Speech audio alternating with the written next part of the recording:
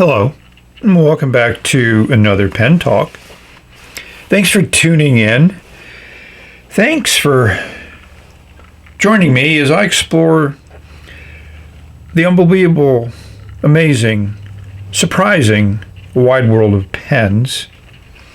And yes, we have a pen on a turntable, and Mr. Sizemore is saying, I like the pen, but he's not very vocal, so I need to fill in for him and let you know why he likes the pen. It's a pen I never knew existed and never would have known that it existed if not for one of my great pen viewers, Dean, gave me some pens when we met at the Boston Commonwealth Pen Show, and this was one of them. It has some very interesting features to it, sold by an art supply store. Here's the listing on their website, and it has some interesting features to it, and we're going to discuss that. We're going to discuss the build, and especially we're going to discuss the nib. So Mr. Sizemore is saying, let's let it rotate around, let you feast your eyes on it. Interesting combination of matte black and some colorful acrylics. Let's now explore this pen in some detail.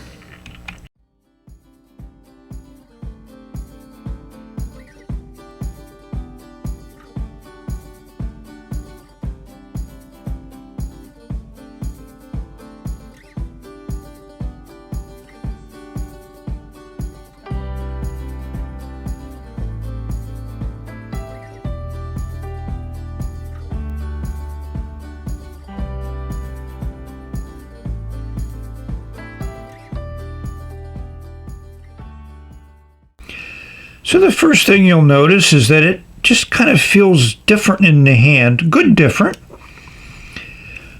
Matte black is certainly a matte finish. And those finials just kind of set the pen off. Those threads at the end of the barrel should be a giveaway as to how it posts. And that is definitely a very well designed clip. On the stiff side, but very, very functional. Easily to slip onto a shirt pocket or put into a pen case or a jeans pocket. Let's take the cap off. A little less than 2 turns, which is good. And we'll see a section made out of that same interesting turned acrylic. But what we'll also see is this nib, which hopefully you can recognize. Yes, it's a Bock titanium nib number 5. Blown away to find that nib on this pen. That little chrome band here is engraved with some distinguishing letters to let you know what the pen is. That's the only real branding on the pen. As we would expect, the section unscrews, and we'll see your typical piston converter. And it was given to me with ink in it, so I don't know what the ink is, and we're going to write with it because it's nice. So one of the things that some people are concerned about from a design attribute is those threads which the cap uses are on the section, which also unscrews from the barrel. So there might be some concern about that section unscrewing when you unscrew the cap, but if it's designed properly, that's not an issue because the threads between the section and the barrel are very tight, take a little bit of effort to undo, whereas the cap threads are easy to unturn, so therefore the amount of tension or the amount of torsion that you need on the cap to unscrew it is substantially less than what you need to unscrew the section from the barrel. That was for one of my viewers that was concerned about that design. So let's see how this pen writes. We'll give you some dimensions. We'll show you how it compares to other pens. But primarily we want to see how that, what I would call a fine Bock titanium nib writes. I think we need to take a little bit of a close-up look of this interesting acrylic that they used on this pen for the details. Certainly has some nice color in it. That white and purple, a little bit of pearlescence there. It's just nicely done. It'd be interesting to have seen a whole pen made out of it. Many times you need a trusty LED light to really explore a pen. So if you look inside the cap, we'll see there's a plastic liner there that has the threads. So it's plastic on plastic when you cap the pen. If we look further in there, we'll see some brass. So my guess is both this cap and barrel are a brass tube that has had a coating put on it. And what's really nice is when you go inside, the LED light shines through this resin on the other side. That's really cool, and it really shows off an interesting attribute of that resin. Is just really nice, and look at how it projects onto my finger. Here's the section, which again just looks really nice when you put the LED in there. And if we look at the barrel, we'll see a similar type of thing. There's those metal threads. And in there is definitely some brass. So it's a well-constructed pen. And as we would expect, when the LED gets inserted in there, it lights up that acrylic end cap. Cool. Just an amazing resin, and even more amazing now when you play the LED on it, from both inside and outside. Cool. So to put the size of the pen in perspective, we have it next to a Pilot Metropolitan, a Lamy All-Star, and a Pilot 78G, because I think it fits in well with the size of the SketchWriter. You know, the girth is similar in these three. The All-Star / Safari design is an entity unto itself. Let's pop the caps, post them, and see how they look. So posted, the SketchWriter becomes quite a long pen. We'll discuss balance and writing a little bit later. Here's your Pilot Metropolitan and your 78G, which post fairly similar, nice and deep. And of course, the All-Star has always been a long pen. Let's focus on those nibs. These sections have a lot of similarity in common. They're both on the thin side, small diameter. 78G is the smallest, and the Metropolitan, they're close first and second. SketchWriter is in between, and of course the Safari has its own. I think we need to look a little bit closer at these unique little individual nibs. Well, the titanium nib certainly stands out for a finish that's totally different than any of these other nibs. There's your famous BB, which is a nice stub nib on the 78G, which I think now you can get on the Metropolitan or something. There might be a CM nib on the Metropolitan or Pilot. So they played around and they've added some variety to those number 5 nibs or smaller nibs that they sell. And of course a black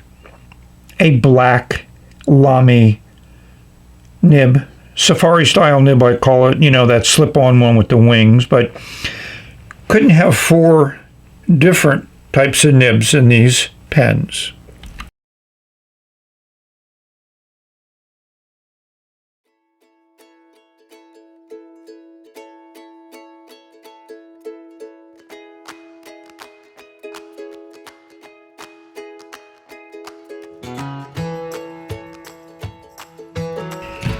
So this pen is certainly a different looking pen.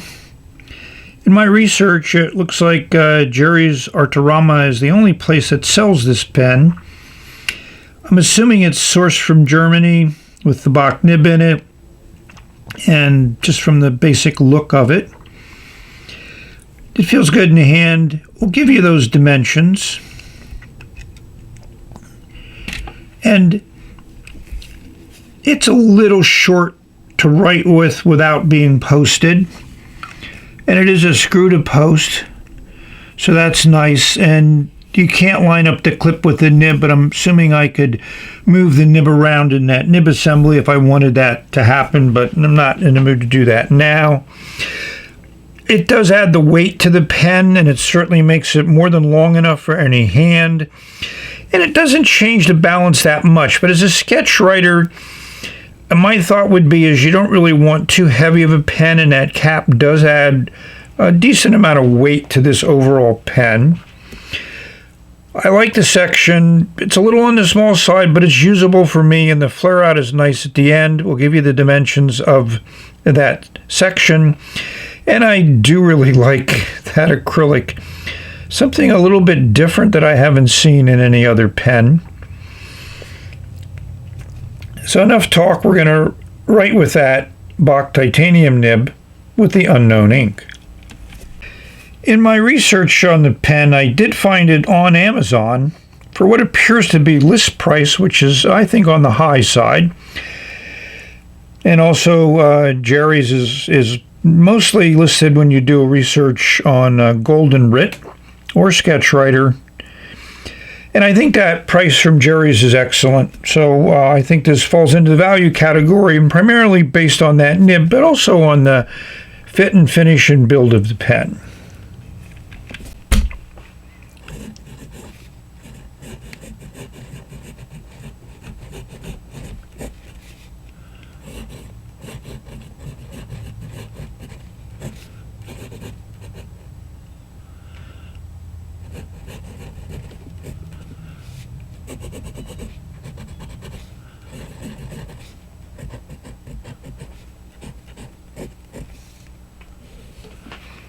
It's a wet writer.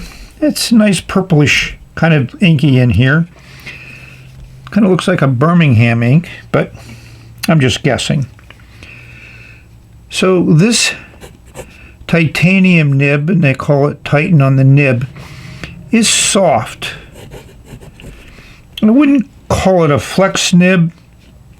Some might, but you know, you can lay down a really, really fine line with no pressure. If you put a little pressure on it, opens up. A little more pressure, it opens up. So you can get almost like a 2B line out of it. And we'll see if it works here, if it works here. So you can see what it does. I have a number of Bock titanium nibs, and I like every one of them.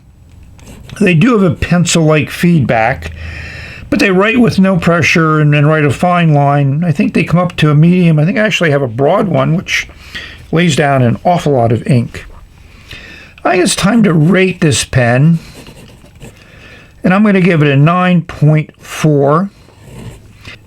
Gets 2 checks for the nib, which I think is a great nib. It gets 1 check for the build and design and being unique, but it is an acquired taste, I think. And it gets 1 check for value, especially at Jerry's price. So hopefully you've enjoyed a look at a pen that I never knew existed, and now you know it exists too. Yeah, I'm certain there's just an acquired taste of somebody who would really enjoy this pen, but I think if you're that person, go for it. We've come to the conclusion of this video, so thank you all for watching. I hope you find a pen that you enjoy writing with, a nib and an ink, and you start putting some on paper. Hope this video finds you safe, healthy, and happy, enjoying your pens. Yes, this is the end of this video. We'll say bye. We're getting low on ink, so it may skip a little bit. Yep, we're out of ink, which is what I thought. So I'm going to re-ink it with another color.